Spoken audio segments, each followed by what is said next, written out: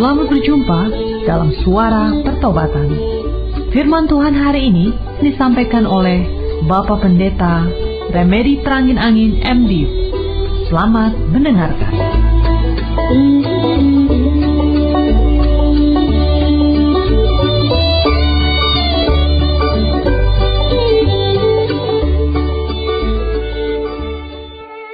Terima kasih Tuhan Yesus, Engkau telah mempersatukan kami kembali dalam persekutuan lewat udara.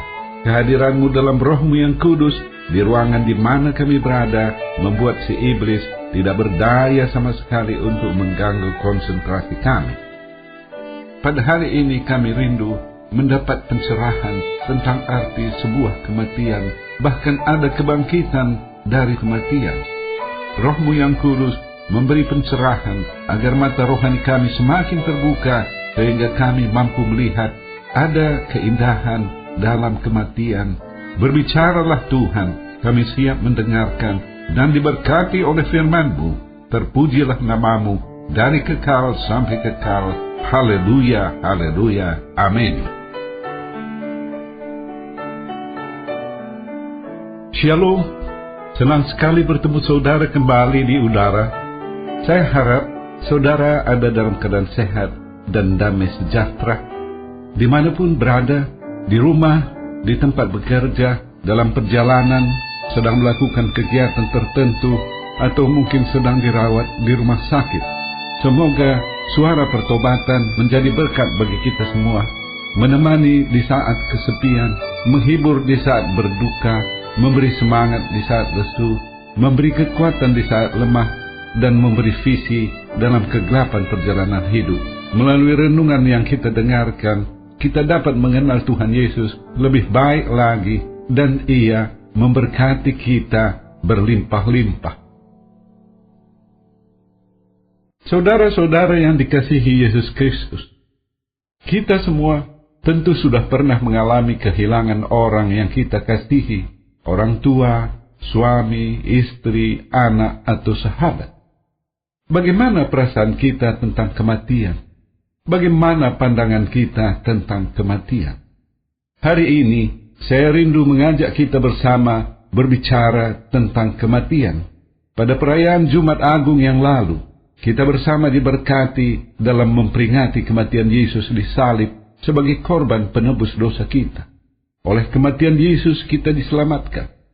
Hari Jumat Yesus disalibkan, hari Minggu Ia bangkit.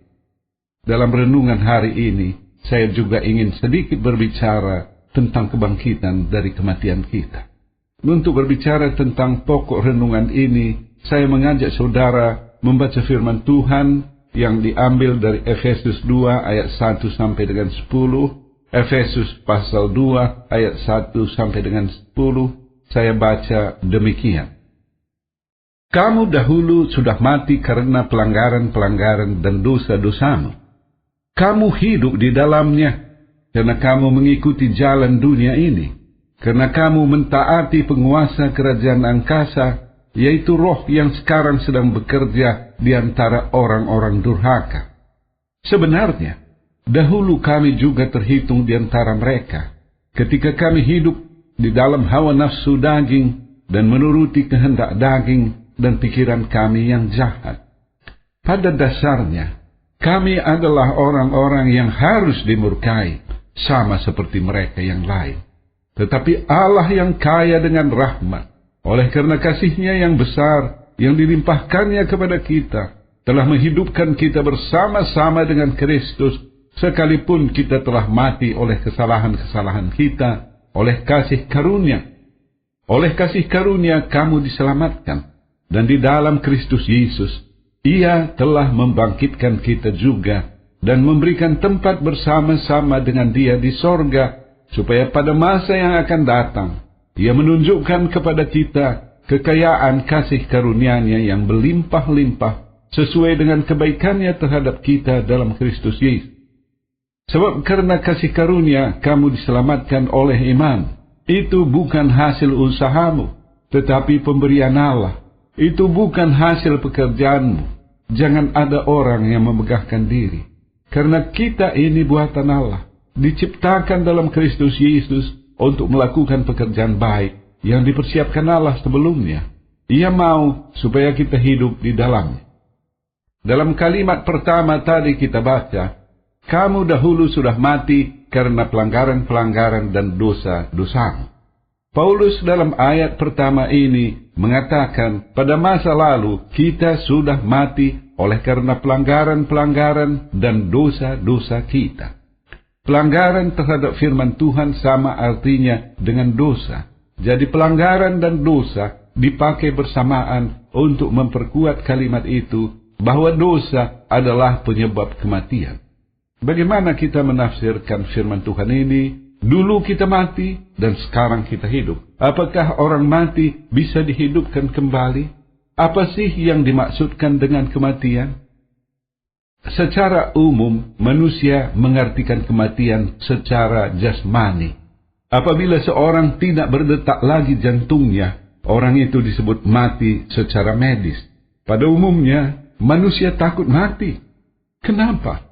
Mungkin manusia susah untuk meninggalkan apa yang ia miliki dalam hidup ini. Kita sayang meninggalkan dunia ini karena ada harta benda milik kita. Harta benda itu menjadi kesayangan kita.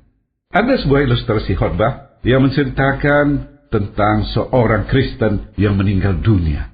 Ia sangat mendesak malaikat yang menjemputnya membawa sebungkal emas miliknya yang ia sangat sayangi. Malaikat mengatakan, itu sama sekali tidak perlu, tapi karena orang itu terus mendesak, akhirnya diizinkan. Ketika ia memasuki pintu gerbang sorga, ia disambut oleh Rasul Petrus yang bertanya, apa isi bundelan yang ia bawa? Orang itu mengatakan, ia diizinkan membawa bungkal emas kesayangannya. Petrus mengatakan, itu sebenarnya tidak perlu. Petrus kemudian membuka pintu sorga, dan tampaklah jalan-jalan di sorga dibuat dari bahan yang lebih indah dari emas. Batu-batu yang tampak di jalan bahkan lebih indah dari emas yang ia bawa dari dunia. Saudara, apa yang akan kita terima dan nikmati sesudah kematian jauh lebih indah dari apa yang pernah kita alami di dunia ini. Dalam pertemuan saya dengan beberapa orang, ada lagi yang takut mati karena ada beberapa keinginannya belum terpenuhi. Bertahun-tahun yang lalu, saya pernah curhat dengan dua orang pria yang sudah berumur tentang apakah mereka sudah siap mati. Yang seorang mengatakan, ia siap mati apabila anak lelaki satu-satunya yang sudah bekerja di sebuah BUMN sudah punya mobil dinas, dan ia bisa dibawa berkeliling dengan mobil itu. Pada hari ini, anaknya bukan saja sudah punya mobil dinas, tetapi juga punya 2 buah mobil pribadi yang lumayan mewah. Teman saya ternyata masih hidup sampai hari ini. Seorang bapak yang lain mengatakan, ia siap mati apabila semua anaknya sudah menikah. Pada hari ini, anak-anak bapak tersebut semua sudah menikah, dan ternyata ia masih tetap hidup. Ada lagi orang yang tidak siap mati karena ia adalah tulang punggung bagi keluarga, karena anak-anaknya masih kecil-kecil. Semua yang saya sebutkan ini adalah orang-orang yang tidak siap mati karena alasan-alasan yang agak ringan. Ada pula orang yang tidak siap mati karena alasan-alasan yang lebih serius. Pertama, bagi orang ateis, orang yang tidak percaya bahwa Tuhan itu ada, yang tidak percaya ada kehidupan sesudah kematian. Kematian bagi mereka terasa menakutkan, karena itu berarti ia akan lenyap sama sekali. Dari ada menjadi tidak ada. Dan yang kedua, bagi orang yang percaya ada kehidupan sesudah kematian, yang percaya bahwa ada sorga dan neraka, orang itu takut kalau sesudah mati masuk neraka. Yang terakhir ini membawa kita pada pengertian rohani. Apa yang dimaksud mati secara rohani? Tuhan berfirman kepada Adam dalam Kejadian 2 ayat 16 dan 17, semua pohon dalam taman ini boleh kau makan buahnya dengan bebas, tetapi pohon pengetahuan tentang yang baik dan yang jahat itu, janganlah kau makan buahnya, sebab pada hari engkau memakannya, pastilah engkau mati. Ketika Hawa dan Adam memakan buah larangan itu, mereka diusir oleh Tuhan dari Taman Eden. Ternyata mereka masih hidup, sedangkan Tuhan mengatakan mereka akan mati kalau memakan buah larangan itu. Apakah firman Tuhan tidak digenapi? Firman Tuhan selalu digenapi. Adam dan Hawa, walau masih hidup secara jasmani, tetapi secara rohani mereka sudah mati. Secara rohani mereka sudah jauh dari Tuhan, tidak bergaul akrab lagi dengan Tuhan, tidak menikmati lagi berkat damai sejahtera yang disediakan oleh Tuhan. Inilah kematian yang dimaksudkan dalam ayat pertama Efesus pasal 2 tadi. Kematian disebabkan dosa, disebabkan oleh karena seorang melanggar perintah Tuhan.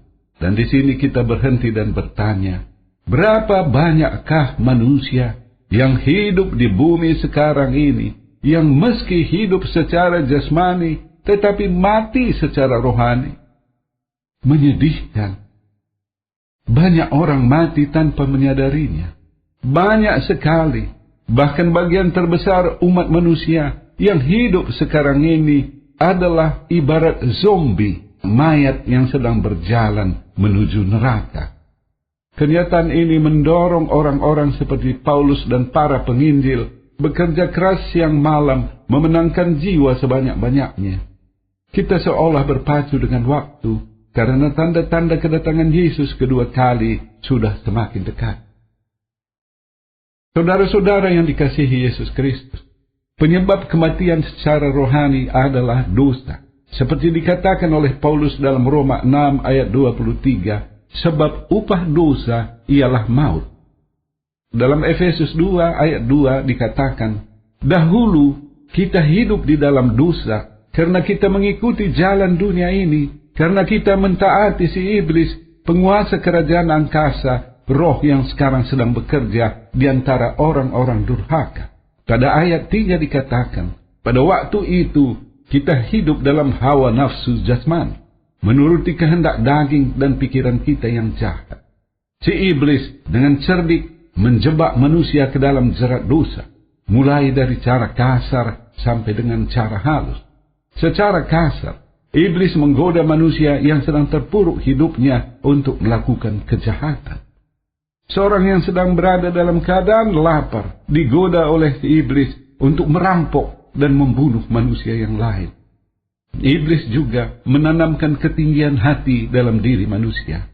Iblis menggoda manusia dengan harta kekayaan dunia ini. Yesus tidak pernah menawarkan kekayaan dunia yang wah dan kehidupan pesta pora bagi umatnya. Yang ditawarkannya adalah kehidupan damai sejahtera. Ia menawarkan kehidupan dalam kelimpahan, baik secara rohani maupun secara jasmani. Untuk apa kita punya uang banyak, tetapi tiap hari penuh kekhawatiran dan ketakutan? Untuk apa harta banyak, tetapi hati penuh perasaan benci dan dendam?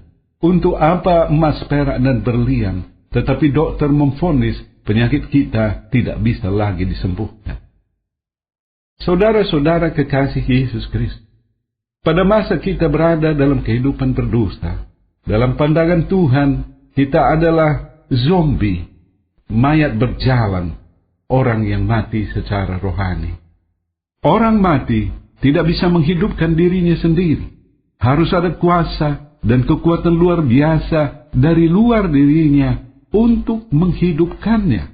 Sesuatu yang tidak bisa dilakukan oleh siapapun kecuali oleh Tuhan. Hanya Tuhan yang bisa membangkitkan orang mati, baik secara jasmani maupun secara rohani. Dalam Efesus 2 ayat 4 dan 5 dikatakan, Allah yang kaya dengan rahmat, oleh karena kasih-Nya yang besar, telah menghidupkan kita bersama-sama dengan Kristus, sekalipun kita telah mati oleh kesalahan-kesalahan kita. Kita diselamatkan oleh kasih karunia Tuhan. Keselamatan adalah karunia Tuhan. Kepada siapakah anugerah keselamatan itu diberikannya? Bukan kepada semua orang, hanya bagi orang-orang pilihan. Ada seorang penginjil besar yang menyampaikan berita kesukaan itu kepada puluhan juta orang di Afrika, terkenal dengan semboyannya, sorga penuh, neraka kosong. Dengan ratusan ribu, bahkan satu waktu pernah lebih dari 1 juta orang hadir dalam satu kebaktian KKR yang diselenggarakannya. Ia optimis akan hal itu. Kita bersimpati dengan keinginan yang mulia ini. Saya bukannya seorang pesimis, tetapi Yesus mengatakan bahwa keadaan dunia akan semakin buruk. Dalam Matius 24 ayat 21 dan 22 ia berkata, sebab pada masa itu akan terjadi siksaan yang dahsyat, seperti yang belum pernah terjadi sejak awal dunia sampai sekarang, dan yang tidak akan terjadi lagi. Dan sekiranya waktunya tidak dipersingkat, maka dari segala yang hidup tidak akan ada yang selamat. Akan tetapi, oleh karena orang-orang pilihan, waktu itu akan dipersingkat. Rasul Petrus mengatakan dalam 1 Petrus 4 ayat 18, jika orang benar hampir-hampir tidak diselamatkan, apakah yang akan terjadi dengan orang fasik dan orang berdosa? Bagi kita yang sudah diselamatkan, yang sudah didiami Roh Kudus, saya ingin mengatakan, keselamatan itu bukan sesuatu yang murahan seperti memberi kacang goreng diperoleh secara gampangan. Keselamatan adalah perkara serius. Peliharalah persekutuan kita dengan Tuhan dalam rasa kagum, hormat, gentar, penuh ucapan syukur. Orang yang sewaktu dijamah dan disadarkan oleh Roh Kudus akan dosa-dosanya, kemudian sungguh-sungguh menyesalinya, orang itu akan bertobat. Berdasarkan firman Tuhan dalam Kisah Para Rasul pasal 2 ayat 38, pada waktu kita bertobat di dalam Yesus Kristus, Roh Kudus dianugerahkan kepada kita. Pesan seperti inilah yang disampaikan dalam siaran ini, dalam program Suara Pertobatan setiap minggunya. Menghadapi dunia yang semakin materialistik, setiap kita perlu memeriksa diri, apakah ragi dunia ini masih merasuki kita. Bertobatlah selama ada kesempatan untuk bertobat. Saudara-saudara yang dikasihi Yesus Kristus, bagian akhir renungan hari ini saya tutup dengan ayat 10 dari Efesus pasal 2. Karena kita ini buatan Allah, diciptakan dalam Kristus Yesus untuk melakukan pekerjaan baik yang dipersiapkan Allah sebelumnya. Ia mau supaya kita hidup di dalamnya. Ayat ini menyatakan, setiap kita yang sudah dilahirkan kembali di dalam Yesus Kristus adalah buatan Allah untuk melakukan pekerjaan baik. Tidak menjadi masalah bagaimana asal-usul kita, latar belakang pendidikan, budaya dan pengalaman. Kita dilayakkan dan diperlengkapi Tuhan untuk melaksanakan pekerjaan baik di tengah kehidupan pribadi, keluarga, studi, pekerjaan atau usaha. Lewat sikap berdasarkan kasih, kita bisa memenangkan jiwa-jiwa bagi Kristus. Bukan semua kita dipanggil sebagai pelayan Tuhan sepenuh waktu sebagai seorang penginjil. Tetapi apabila saudara merasakan ada panggilan itu, bersyukurlah. Itu adalah sebuah tugas pelayanan yang mulia. Bagi kita yang melayani, laksanakan tugas itu. Itu bagian kita tanpa dipengaruhi oleh apapun hasilnya. Hasil kita serahkan kepada Yesus yang memberkati pelayanan itu seturut dengan kehendaknya. Ada seorang penginjil muda usia, anak pengusaha kaya pada masa lalu, namanya William Borden, tamatan 2 universitas terbaik di Amerika Serikat. Ia mengambil sebuah putusan pribadi yang tidak direstui oleh orang tuanya untuk menjadi penginjil di Cina. Ia mengikuti pendidikan dan latihan sebagai penginjil di Mesir. Namun, ia meninggal dalam usia 25 tahun disebabkan oleh suatu penyakit. Walau belum sampai di Cina, ia meninggal dalam status sebagai seorang penginjil. Sesudah kematiannya, Alkitab miliknya dikirim kepada orang tuanya. Di dalamnya terdapat 3 tulisan singkat beserta tanggal kapan tulisan itu dibuatnya. Di satu tempat tertulis, no reserve, artinya tanpa reserve, suatu sikap teguh pendirian 100%. Ditulisnya tidak lama setelah ia memutuskan untuk melayani sebagai penginjil. Tulisan kedua, no retreat, artinya pantang mundur. Ditulisnya sesudah ayahnya mengatakan ia tidak diperbolehkan lagi bekerja di perusahaan ayahnya. Dan tulisan ketiga, no regret, artinya tidak ada penyesalan. Ditulisnya tidak lama sebelum ia meninggal. Komitmen 100%, pantang mundur, dan tidak ada penyesalan adalah sikap hidup penginjil yang mati muda ini.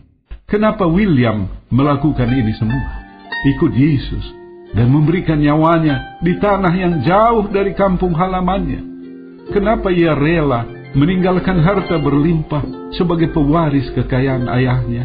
Saya pikir ia melakukannya karena penginjil berpendidikan ini telah mendengarkan suara panggilan dari Yesus Kristus.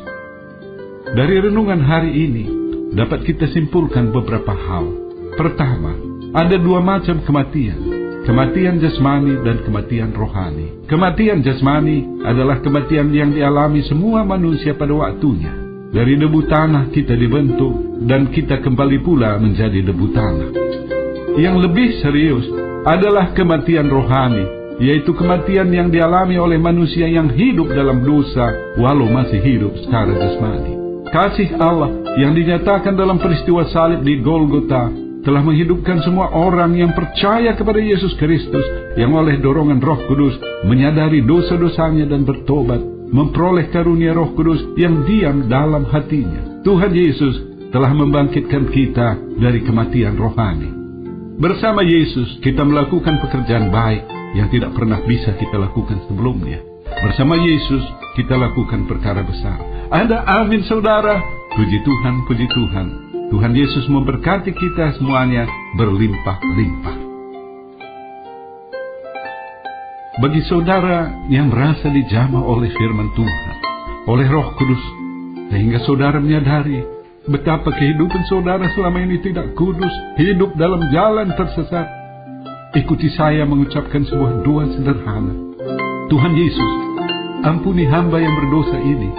Sungguh-sungguh kusadari dosaku. Aku memohon pengampunanmu. Aku rindu pimpinanmu dalam perjalanan hidupku ke depan ini. Bagi saudara yang sedang sakit, saya undang untuk meletakkan tangan di bagian tubuh yang sakit, atau pusatkan hati pada penyakit saudara, apapun bentuk dan manifestasinya. Saya akan berdoa bagi saudara. Tuhan Yesus, jamah setiap orang yang sedang sakit, yang sedang mendengarkan siaran ini. Sembuhkan mereka. Haleluya, haleluya, amin. Bagi saudara yang punya akar pahit, luka jiwa, tidak bisa mengampuni seseorang atau beberapa orang karena perbuatan mereka yang sangat melukai hati saudara, saya rindu berdoa bagi saudara. Tuhan Yesus, tolong lawat saudara yang punya akar pahit, luka jiwa. Saudara kami tidak punya kemampuan mencabutnya, tetapi Engkau sanggup. Tolong cabutkan akar pahit itu. Haleluya, haleluya, amin.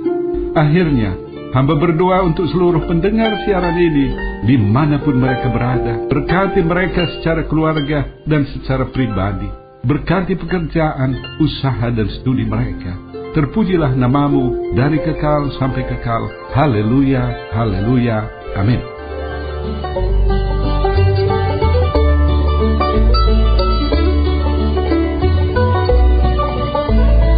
Kita sudah mendengarkan firman Tuhan yang disampaikan oleh Bapak Pendeta Remedi Prangin Angin MD. Pendengar dapat mengirimkan pokok-pokok doa kepada Suara Pertobatan, alamat email suarapertobatan@gmail.com, suarapertobatan@gmail.com, SMS atau telepon di pesawat 021 7005 8400, 021 7005 8400. Sampai jumpa pekan depan pada hari dan jam yang sama. Tuhan Yesus memberkati.